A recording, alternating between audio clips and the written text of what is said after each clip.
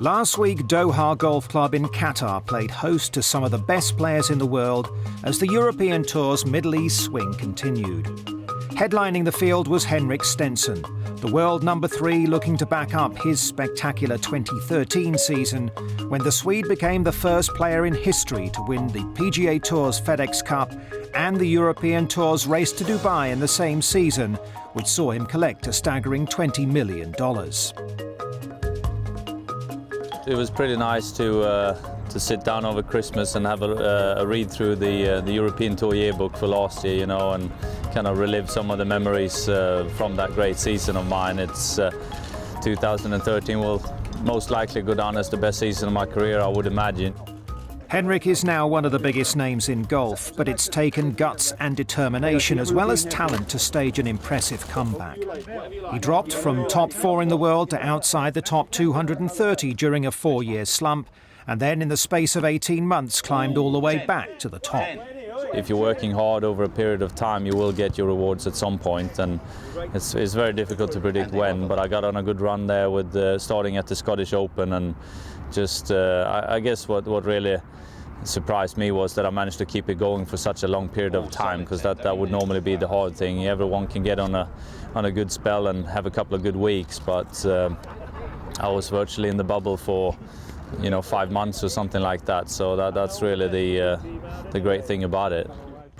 Yes, results in that bubble were simply spectacular. Starting with a tie for 3rd in the Scottish Open, Henrik then finished 2nd at the Open and at Firestone and 3rd in the PGA. He won the Deutsche Bank and Tour Championship before a stunning victory in Dubai, a memorable shot to the 18th, which was good, but not his best of the day. In my books, the best shot was probably the 5-iron into 12. That kind of sealed the tournament for me. It was a crucial point. Pole to just birdie the 13th, and I'm standing there with a very difficult shot on 12, and I hit it to 1.5 foot and birdie. So that kind of gave me the cushion to finish off the tournament. And then up 18, it was so windy that I thought, well, it's not going to be much easier to hit a layup than to blast a 3-wood up there. And in all fairness, I wasn't aiming left of the pin, if I put it that way. It was into off the right, so I was aiming a little bit to the right, and the wind took a little bit more. I hit it with a bit more draw than I first expected, but it landed perfectly. And like I say, what better finish to a great tournament and a great season for me. So that was really icing on the cake to walk up in front of packed grandstand with a tap-in eagle putt on the last, and really finish off in good style. One of the great side stories of that week was a bet Stenson had with Ian Poulter, a neighbour in Florida. Having failed to catch Stenson on the Race to Dubai, the Englishman polished up his waiting skills, toweling down his friend as a forfeit. We were practicing at Nona the week before we were heading off to China, and he said he was going to catch me, so I said, yeah, okay, give it your best shot then. And I know he's a gutsy player and he doesn't back down when he's got the chance, so he was going to chase me, and I was going to have to be his waiter for the evening if he caught me. So it was a friendly little bet and then eventually some of the journalists got hold of it, and it started to become the story of the final series, really. And I don't know if you would have seen that in every other sport, that the guy who finished runner-up and loses is standing there waiting for you when you come off the 18th. So that's some great sportsmanship and great friendship. So it was good fun.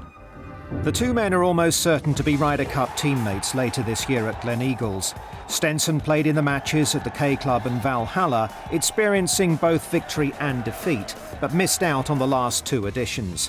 This time, though, he's already virtually assured of his place.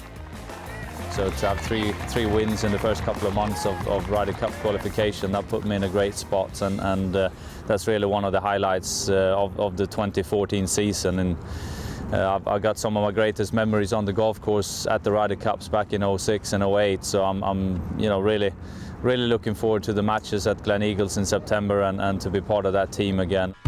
One question Henrik's hearing a lot is regarding the world rankings. Only Tiger Woods and Adam Scott are currently ahead of him, and if Henrik can reproduce the form he showed at the end of 2013, a run at the #1 spot is on.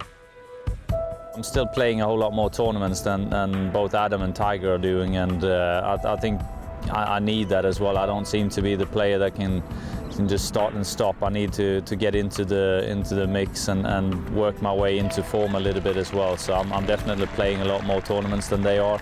I will hopefully have a chance to catch first Adam and then Tiger after that. But it's so many factors that's playing a part of that. So I'll stick to my stuff, and it would be nice, looking back at my career, that if I could have gotten to number 2 or number 1 at some stage, and I'm sure Adam is looking at the same numbers there.